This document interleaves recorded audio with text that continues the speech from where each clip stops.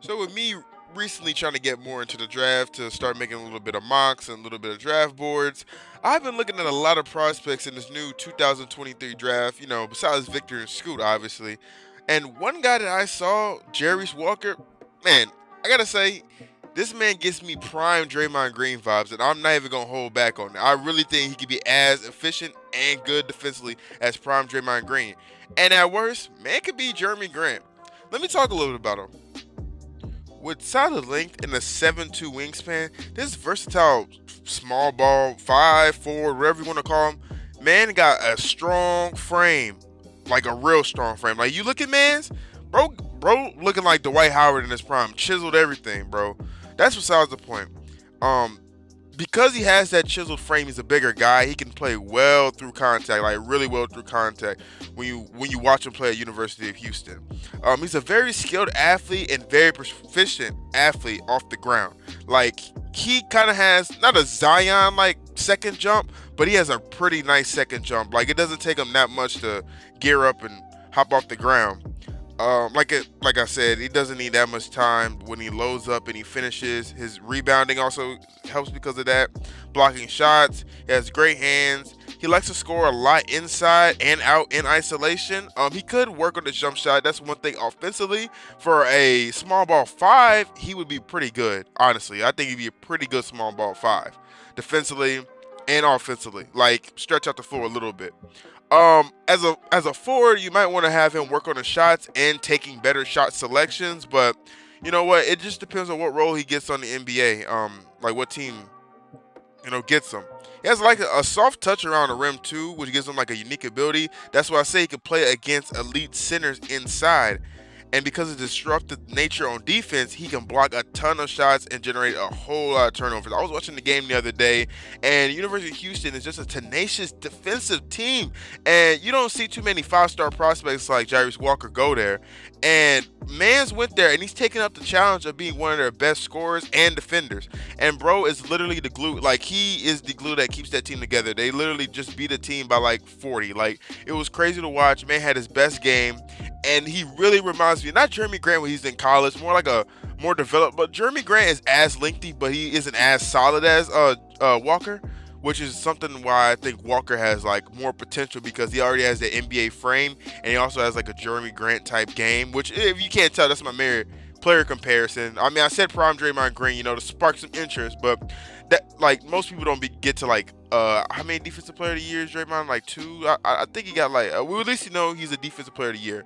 I don't know if it would be that. I have high hopes he would because when you see some of his like when you see I'm gonna talk a little bit more about it, but man has some quick feet laterally. He'll like go to the 3 point line to contest the shot. I don't know if I might be pulling this up on the screen right now, but he'll go to the 3 point line to contest the shot.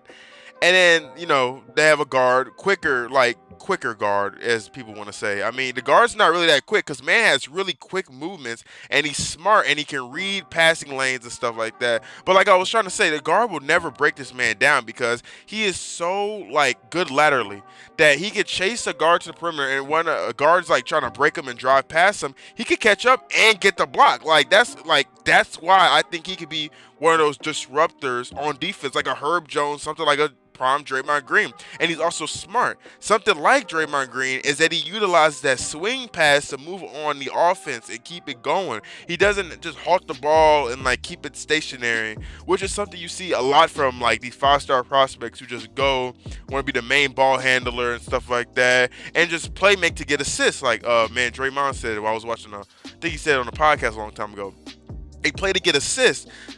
Walker plays because it runs like in through the offense. Like he plays through the offense. He doesn't go and tries to get his own. He plays in the offense, and that's why I feel like he'll be the best elite role player coming out. Like he'll be the like rookie, but he'll be like kind of like a Keegan Murray type role player for his team. Like you're not gonna draft him to be the number one guy right now, taking all the stuff on the offense and stuff like that, because he's not gonna be that. I don't know if he'll ever be anything like that. Like I said, at most offensively, he's gonna be Jerami Grant, which is better than Draymond Green, because Jerami Grant, I think we can all agree, is better than Draymond Green offensively. But like I said, you don't want him for his offensive game. I mean, you want it to develop some more, but what you really want him for is that defensive technique, bro. He is smart defensively. He got all the tools defensively. Like, you don't see these 6'8" guys, bro. I was saying last year, bro, with Tari Eason and what we seeing now with Tari Eason. Man was doing pretty good. It's these 6'8" wings, bro. I think I might be the wing doctor. I might be the chicken wing doctor. I don't know. But this man gives me high hopes in his future in the NBA, because you can't teach height, you can't teach length, and you can't teach a frame. Like, you can make a frame, but bro already has the frame, so he's not gonna get that rookie, like, getting bullied in the paint or anything like that. So what teams I'll see want him to go to? So if we look, we have teams like who would really want him. Off the top of my head, I can't really think of too many teams. Like not who would want him. He's going in the lottery. I can attest that.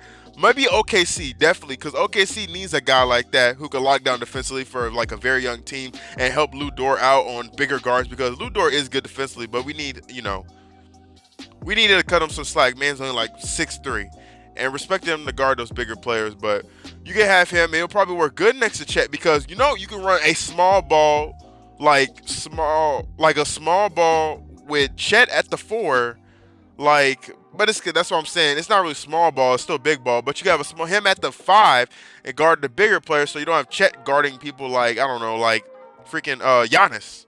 Even though Giannis, Brook Lopez, both of those will just post up Chet, and you don't want that to happen. Team like the Pelicans, Pelicans fan here.